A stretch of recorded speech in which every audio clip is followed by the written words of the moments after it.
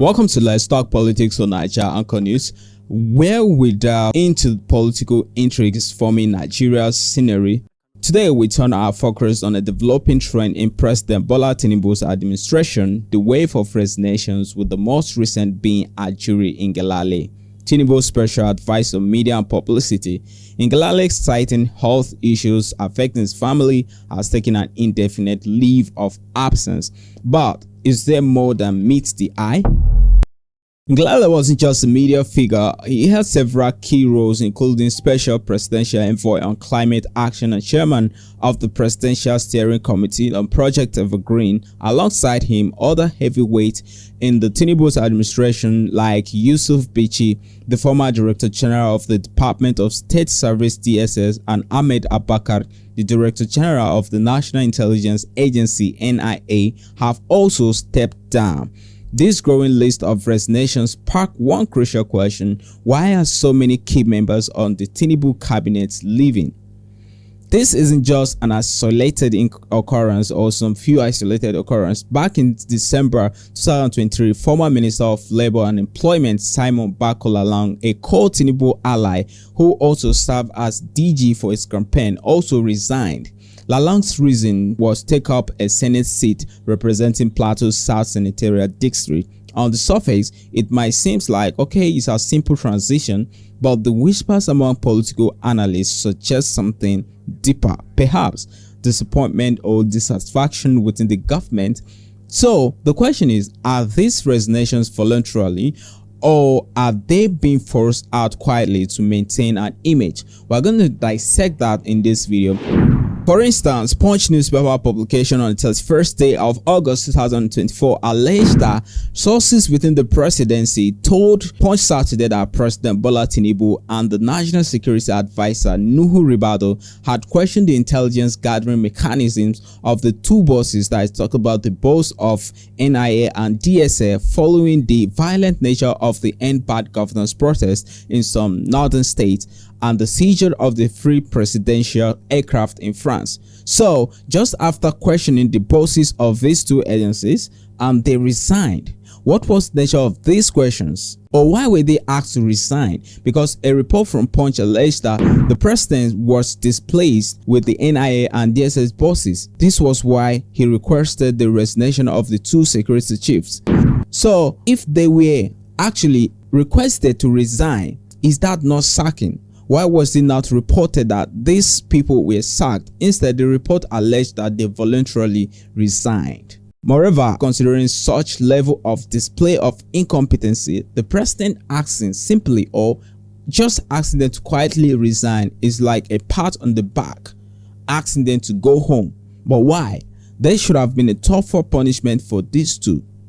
This explains the cloud of corruption hanging over some ministers in Tinubu's cabinet or administration.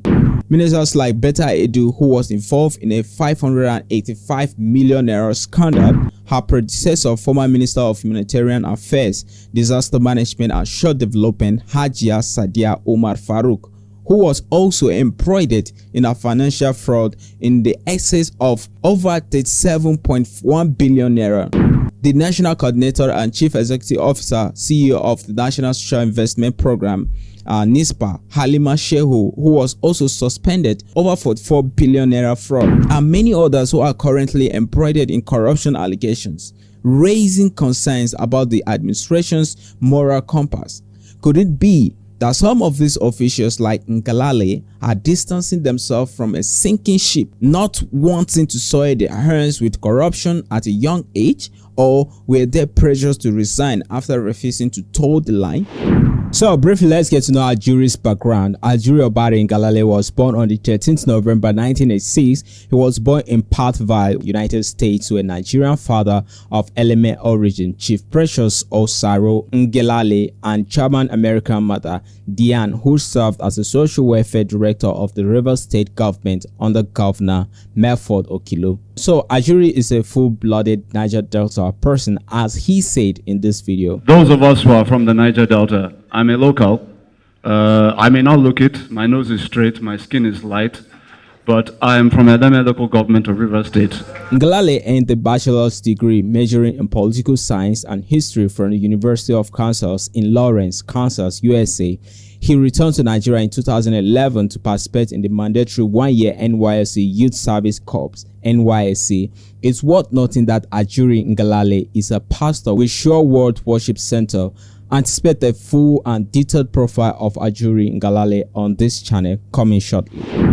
So Ajuri in particular presents an interesting case. Just a year ago, he was the face of TINUBU administration, often on the front lines defending the president's policies. Mr. President wishes to assure Nigerians, following the announcement by the NNPC Limited just yesterday, that there will be no increase in the pump price of petroleum motor spirit anywhere in the country. Yet, just months later, the fuel price skyrocketed from 617 naira per litre to a high of 1,400 naira per litre, betraying the promises made by the administration. Could this resignation be Ngelale's way of escaping from the burden of having to defend lies? We have never had a situation in which frontline presidential candidates who have lost elections have come out and said, I lost this election. Conveniently forgetting the historic 2015 concession by former President Goodluck Jonathan. Goodluck Jonathan has congratulated Muhammadu Buhari, and you know, it would be necessary for the world to rally behind Jonathan for his remarkable acceptance of the results and his motivation of his supporters. Is that not correct? This raises a disturbing question. How much of what we hear from these officials is actually their own opinion, and how much is detected by higher powers? Could it be that Ngelale grew tired of being the mouthpiece for misinformation? Let's watch this video of Ajuri from 5 years ago. Many Nigerians will not understand the effects of corruption, like the people of those who live in local governments and communities like mine that have been ravaged by malpractice in the oil and gas industry. The question now is about what is it that we're prepared to do to solve those problems. Why do I raise that? I raise that because when you take into account the fact that the generation, I'm speaking from the perspective of a young person, and I see many young people here. The generation of our fathers met a Nigeria different from the ones that we met. My father's generation enjoyed a scenario in which they would come out of secondary school, they would have state-sponsored scholarships abroad.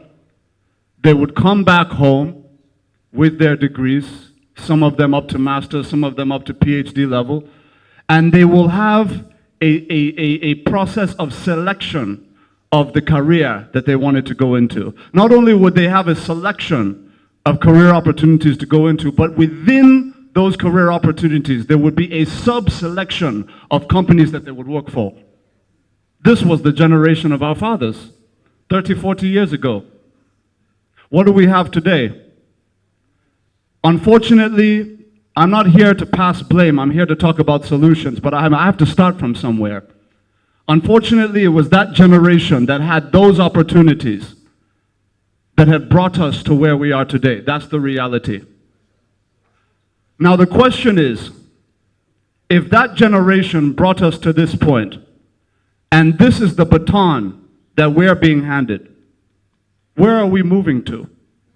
Where are we taking the next generation? What will they say about us? And most of the issues he raised in that video and spoke against them, they are the issues that Nigerians are faced today. As a pastor, he preached in one of his sermons titled Foundation in the Midst of Storms. He talked about being born again. John chapter 3 verse 3, Jesus tells us that except a man be born again, he cannot ever see the kingdom of heaven. We know this scripture very well because a man now replies to Jesus and says, how can it be, teacher, that one can be born again? Will he come from his mother's womb again? And he says, no, born of the Spirit. So we know whether it's in the natural or whether it's in the spiritual, divine wisdom speaks to the foundation. Maybe being born again for him is to walk away from the corruption-inflicted cycle in TINUBU'S administration.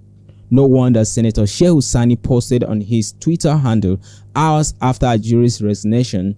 He said, Ajuri can now rest well, sleep well, eat well, switch off his phone, and even add some weight. The case of Ajuri Ngelale may be exposing a harsh reality within the TINUBU'S administration. Could it be that many of the appointees likely don't fully understand what they were signing up for? Once inside, they find themselves caught between loyalty to the president and their personal integrity. Some, like Ngelale, might choose the moral high ground and resign. Others who dare to speak out or refuse to go along with the questionable practices could be quietly pushed out. The facade of the resignation becomes a political tool, a softer way of removing dissenters without raising public suspicions. So, as more key figures continue to step down from TINUBU'S administration, we like to ask, is this administration cracking from within? And more importantly, who will be next to follow Ngelale's path? Stay tuned as we continue to unpack the layers of political drama on Let's Talk Politics on Naija Anchor News. Drop your opinions in the comment section. Let's talk politics.